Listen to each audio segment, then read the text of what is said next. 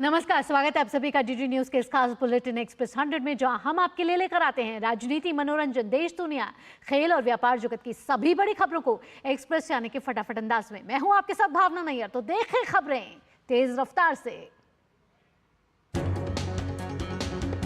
Britain में हुए आम चुनाव के बाद मतगणना जारी है। शुरुआती परिणामों में सत्ताधारी कंजर्वेटिव पार्टी को बड़ा झटका लगा है। अब तक घोषित नतीजों में विपक्षी लेबर पार्टी काफी आगे चल रही है। उसने अब तक 250 से ज्यादा सीटें जीत ली हैं, जबकि कंजर्वेटिव पार्टी को अभी तक केवल 44 सीटें मिली हैं। मतदान संपन्न होने के फौरन बाद जारी एग्जिट पोल में भी लेबर पार्टी की बड़ी जीत की भविष्यवाणी की गई है। इन सर्वेक्षणों में लेबर पार्टी को 410, कंजर्वेटिव पार्टी को 131 और लिबरल डेमोक्रेटिक्स को 61, जबकि रिफॉर्म यूके को 13 सीटें मिलने का अनुमान जताया गया है।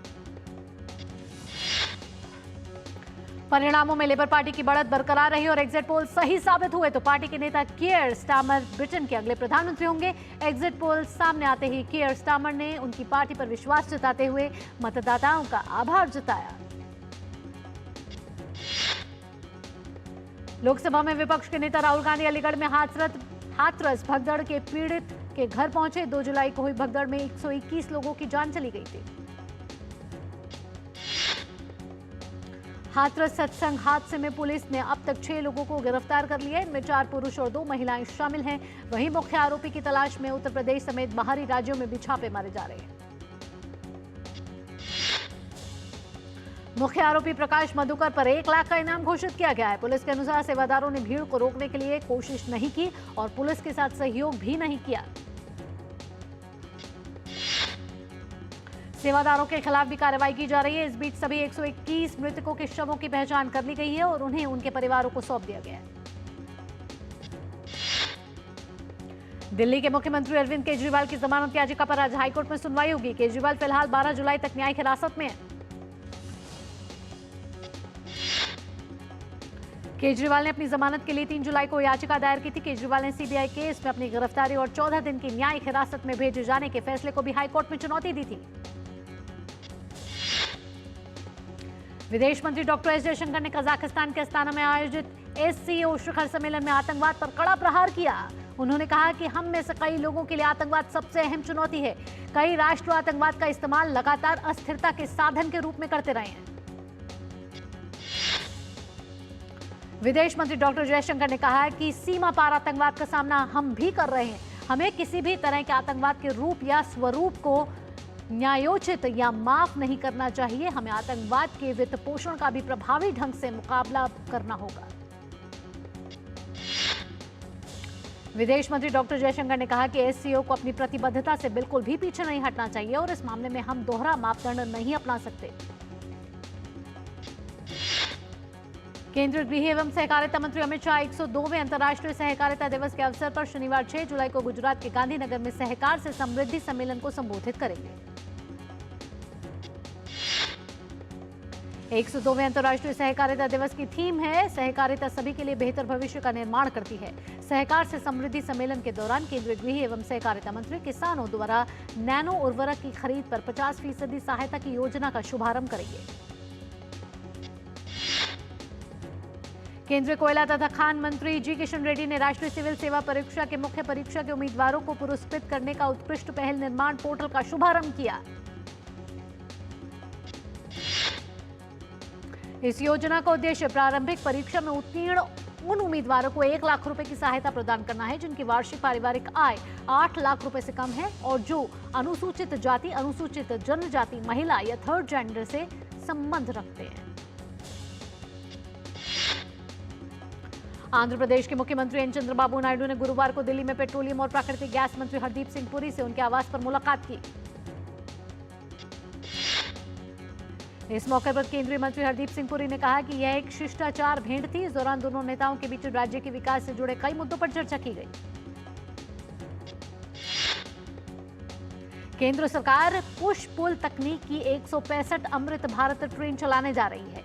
इनमें स्लीपर और जनरल कोच होंगे।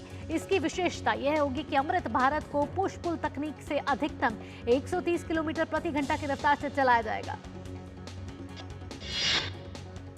इसमें ट्रेन में 2 इंजन होंगे, एक आगे और एक पीछे, जिससे ट्रेन तेजी से पिकअप कर सकेगी और तेजी से रुक सकेगी। इससे ट्रेन की औसत गति राजधानी शताब्दी से भी अधिक होगी। हेमंत सोरेन ने गुरुवार शाम झारखंड के 13वें मुख्यमंत्री के रूप में शपथ ली। झारखंड के राज्यपाल सीपी राधाकृष्णन ने राजभवन में हेमंत सोरेन को मुख्यमंत्री के तौर पर पद एवं गोपनीयता की शपथ दिलाई। जौनपुर के वाजिदपुर क्षेत्र में प्रशासन ने अवैध निर्माणों पर कार्रवाई की तैयारी शुरू कर दी है। प्रशासन का ध्यान अब वाजीपुर के जेसीज चौराहा और औलंदगंज पर है, जहां 3650 आवासीय और व्यावसायिक भवन अवैध रूप से बनाए गए हैं। डीएम ने सिटी मैजिस्ट्रेट को इन अवैध निर्माणों की जांच के आदेश दे दिए और जल्द ही सर्वे शुरू किया जाएगा। प्रशासन ने जौनपुर शहरी क्षेत्र में झील को लेकर 2021 में 16 सेक्टरों में नोटिस भेजा था। छत्तीसगढ़ के नारायणपुर में 72 घंटे तक चले नक्सल अभियान के बाद स्थानीय पुलिस और सुरक्षा बलों को बड़ी कामयाबी मिली है। सुरक्षा बलों ने ऑपरेशन को सफलतापूर्वक समाप्त करते हुए 5 हथियारबंद माओवादियों को ढेर कर दिया। वहीं एक माओवादी को घायल अवस्था में गिरफ्तार किया गया है। राष्ट्रीय शिक्षा नीति 2020 और नेशनल करिकुलम फ्रेमवर्क के प्रावधानों के तहत एनसीईआरटी कक्षा 1 से 12 तक के लिए नए पाठ्य पुस्तकें तैयार कर रही है। केंद्रीय शिक्षा मंत्री धर्मेंद्र प्रधान ने एनसीईआरटी द्वारा तैयार की जा रही पाठ्य पुस्तकों की प्रगति की विस्तृत समीक्षा की। देश और विदेश में डिजाइन, निर्माण और परामर्श संबंधित सेवाओं के लिए दिल्ली मेट्रो रेल कॉरपोरेशन और रेल विकास निगम लिमिटेड ने एक समझौता ज्ञापन पर हस्ताक्षर किए। इस साझेदारी का उद्देश्य भारत और विदेशों में metro, railway, high speed rail राजमार्ग, मेगा ब्रिज, सुरंगों, संस्थागत भवनों, कार्यशालाओं के लिए संयुक्त प्रयासों को समन्वित करना है। अरुणाचल प्रदेश के राज्यपाल केटी पटनायक ने बेंगलुरु के Rajendra Singh ji army officers institute के करियप्पा हॉल में Kargil war the turning point नामक पुस्तक का विमोचन किया। मध्य प्रदेश हाईकोर्ट के जज शील नागू को पंजाब व हरियाणा हाईकोर्ट का चीफ जस्टिस नियुक्त किया गया है। राष्ट्रपति ने उनकी नियुक्ति को मंजूरी दे दी है। सुप्रीम कोर्ट कॉलेजियम की सिफारिश के बाद केंद्र सरकार ने मध्य प्रदेश हाईकोर्ट के जज शील नागू को पंजाब एंड हरियाणा हाईकोर्ट के मुख्य न्यायाधीश के तौर पर नियुक्त के लिए अधिसूचना जारी कर दी है। नागपुर के बुल्ढाणा के अग्निवीर अक्षय गवते के परिवार ने बताया कि उन्हें मुआवजे के तौर पर करीब 1.110 करोड़ रुपए दिए गए हैं। पूर्व air chief marshal Rakesh Kumar Singh Bhadauria ने अग्निवीर को लेकर कहा है कि इस योजना में तीनों सेनाओं की तरह अग्निवीर का बीमा है। योजना के तहत मिलने वाले भत्ते स्पष्ट रूप से बताए गए हैं। नीति आयोग ने 4 जुलाई से 30 सितंबर तक 3 महीने का संपूर्णता अभियान शुरू किया है, जिसका उद्देश्य देश भर के 112 आकांक्षी जिलों और 500 आकांक्षी ब्लॉकों में 6 प्रमुख संकेतकों की परिपूर्णता प्राप्त करने के लिए निरंतर प्रयास करना है। नीति आयोग के संपूर्णता अभियान की शुरुआत राजस्थान के टोंक जिले के पीपलू ब्लॉक, बीकानेर जिले के कोलायत ब्लॉक, बूंदी जिले के केशवराय पाटन में इस अभियान का आगाज हुआ। ओडिशा में नीति आयोग के संपूर्णता अभियान की शुरुआत हुई है। राज्य में नबरंगपुर, कोरापुट और कालाहांडी जिलों में कार्यक्रमों का आयोजन हुआ। दिव्यांगजन अधिकारिता विभाग आज से 11 जुलाई तक भुवनेश्वर में दिव्य कला मेला, दिव्य कला शक्ति और दिव्यांगजन रोजगार मेला का आयोजन करेगा। दिव्यांगजनों की प्रतिभा और क्षमताओं को बढ़ावा देने पर बल दिया जाएगा। रिसाइकलिंग, प्लास्टिक को बढ़ावा देने और इस पर कैसे आगे बढ़ाया जाए, इसको लेकर प्रगति मैदान में भारत मंडपम में पहली बार एक अंतर्राष्ट्रीय सम्मेलन का आयोजन किया गया।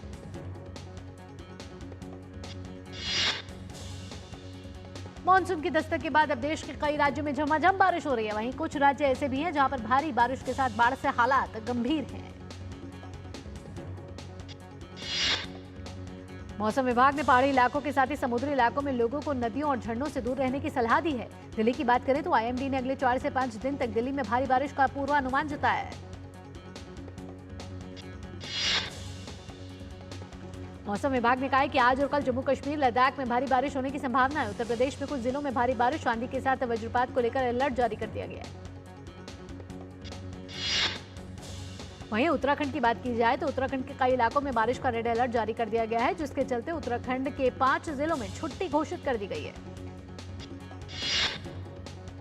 असम में बाढ़ से हाल बेहाल है। कई नदियां खतरे के निशान से ऊपर बह रही हैं। 29 जिलों के 2800 गांव में 21 लाख से ज्यादा लोग बाढ़ से प्रभावित हैं।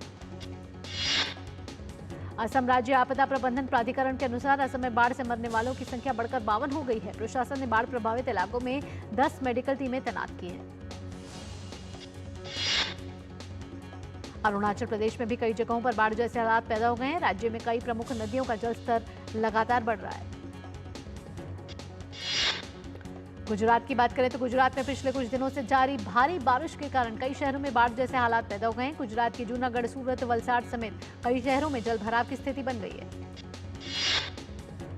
वहीं बात उत्तर बिहार की हो तो यहां कई नदियां खतरे के निशान से ऊपर बह रही हैं। कोसी, बागमती, कमला, बलान, अधवारा और महानंदा समेत कई नदियां उफान मार रही हैं। जम्मू कश्मीर में जारी अमरनाथ यात्रा के लिए लगातार श्रद्धालुओं के जत्था बालटाल और पहलगाम के लिए रवाना हो रहा है। श्रद्धालुओं के लिए इस बार व्यवस्थाओं में कई सुधार किए गए हैं। पहले यात्रियों और तीर्थयात्रियों के लिए एक ही ट्रक था, जिससे पैदल चलने में मुश्किल आती थी, लेकिन इस बार अलग अलग ट्रैक शुरू होने से यात्रा काफी आसान और आरामदायक हो गई है।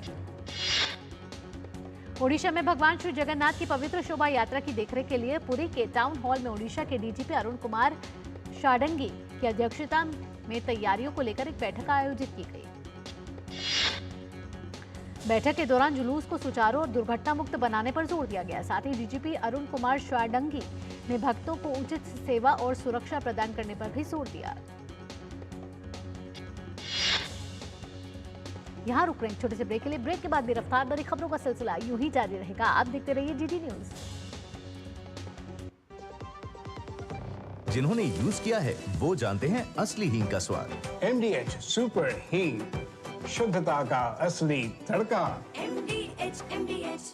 बात जब पीढ़ियों के लिए बनने वाले घर की हो तो जिम्मेदारी बड़ी हो जाती है। गैलेंट समझता है ये जिम्मेदारी। अब डबल M रिब्स के साथ गैलेंट एडवांस TMT रीबार, निर्माण का रियल हीरो। ब्रेक के बाद आपका स्वागत है। आप देख रहे हैं एक्सप्रेस 100। चलिए आगे बढ़ते हैं, रफ्तार भरी खबरों के सिलसिले को आगे बढ़ाते हैं। भारत आने वाले समय में इलेक्ट्रॉनिक्स और सेमीकंडक्टर प्रोडक्ट्स के मामले में खुद को दुनिया का पावर हाउस के तौर पर स्थापित करने की जोरदार तैयारियों में जुटा हुआ है। इलेक्ट्रॉनिक्स और सूचना प्रौद्योगिकी मंत्रालय द्वारा इलेक्ट्रॉनिक और सेमीकंडक्टर उत्पादों में भारत की क्षमताओं को बढ़ाने के लिए गठित टास्क फोर्स 2024 से 2030 तक 44,000 करोड़ रुपए के आवंटन की सिफारिश कर सकती है।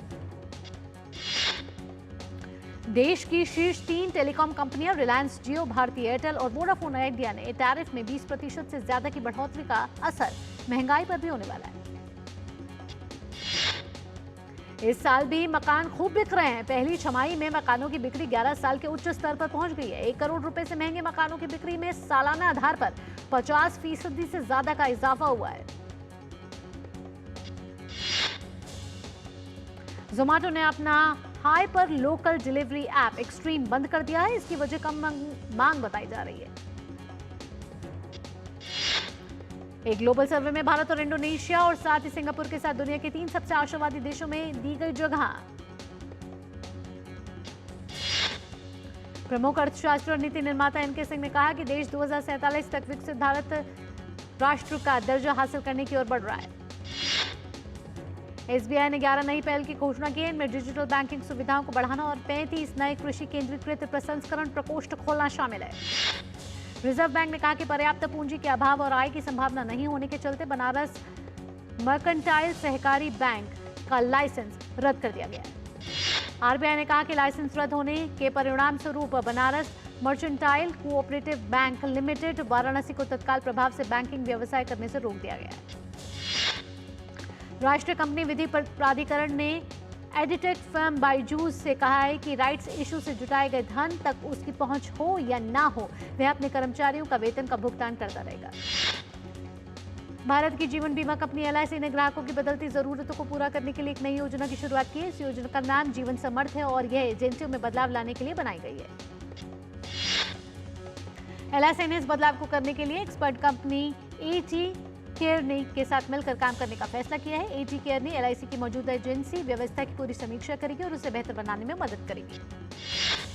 भारत के प्रतिष्ठित एफिल टावर में एकीकृत भुगतान इंटरफेस की सफल शुरुआत के बाद पेरिस के ऐतिहासिक डिपार्टमेंटल स्टोर गैलरीज लाफायट में भी इसे शुरू किया गया। यह महत्वपूर्ण कदम प्रधानमंत्री नरेंद्र मोदी के यूपीआई का वैश्वीकरण करने के दृष्टिकोण को साकार करने की दिशा में है। पीएम मोदी ने रूसी राष्ट्रपति व्लादिमीर पुतिन के निमंत्रण पर 8 और 9 जुलाई को रूस के दौरे पर रहेंगे, जहां वो 22वें भारत रूस वार्षिक शिखर सम्मेलन में हिस्सा लेंगे।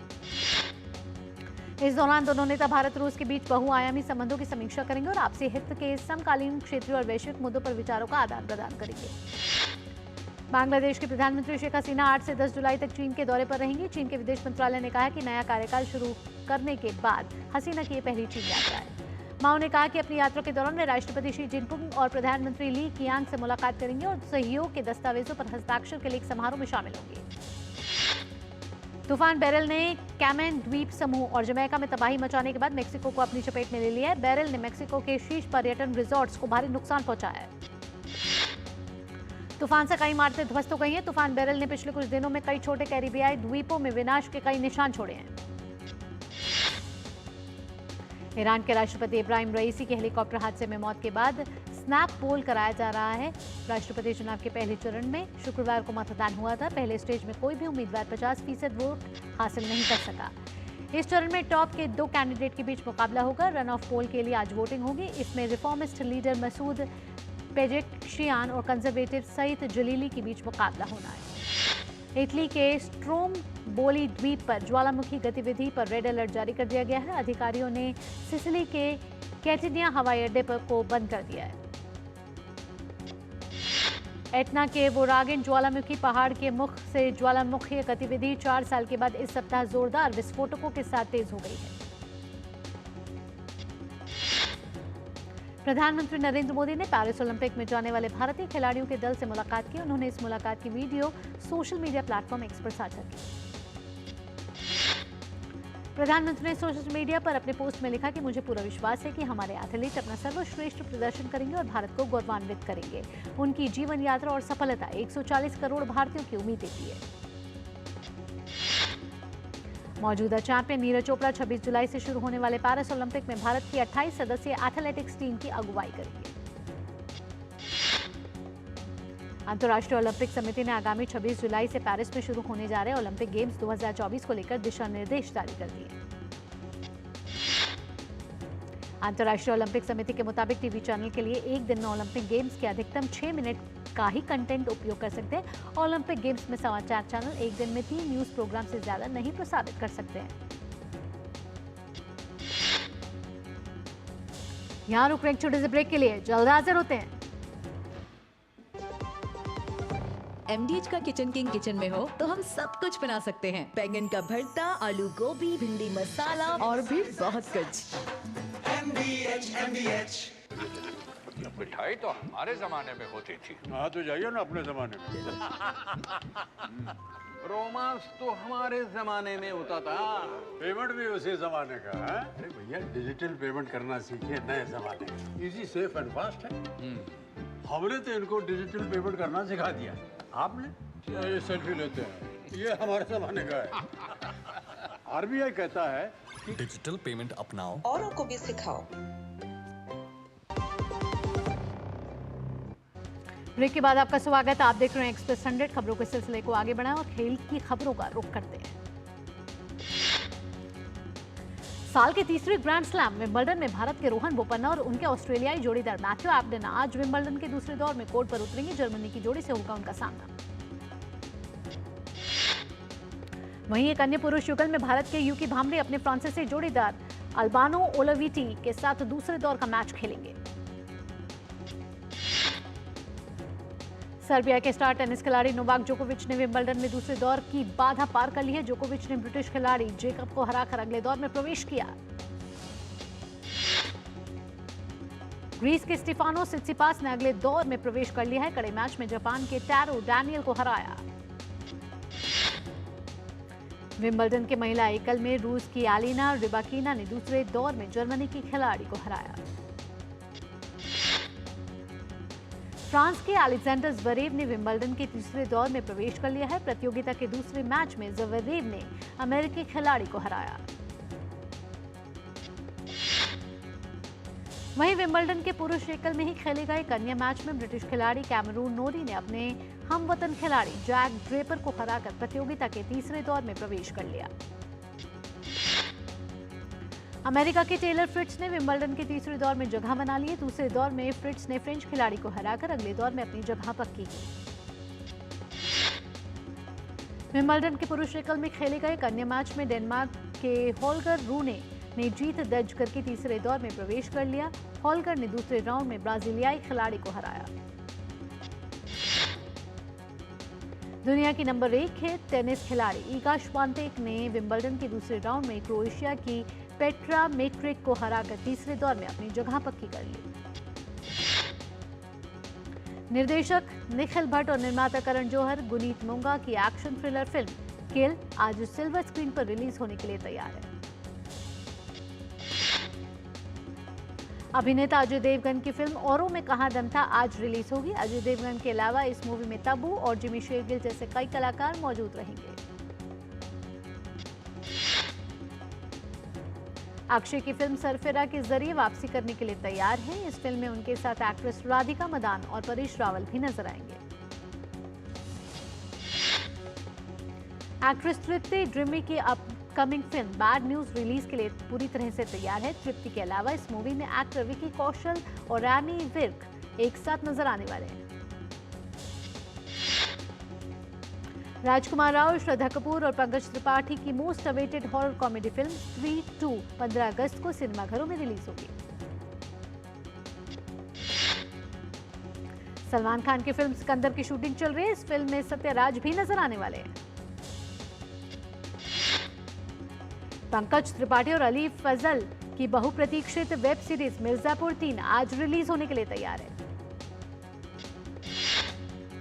बॉक्स ऑफिस के बाद ओटीटी पर चलेगा श्रीकांत का जादू। फिल्म का प्रीमियर आज नेटफ्लिक्स पर होगा रिलीज।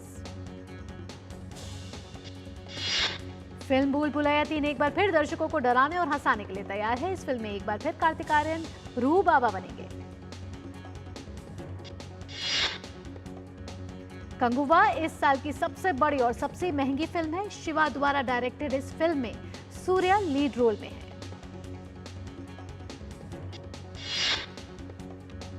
इसी के साथ एक्सप्रेस न्यूज में फिलहाल इतना ही। अगला कार्यक्रम आप देखेंगे इकोनॉमी टुडे मेरे सहयोगी मुकुल शर्मा के साथ। फिलहाल के लिए मुझे दीजिए अनुमति। आप देखते रहिए डीडी न्यूज। नमस्कार।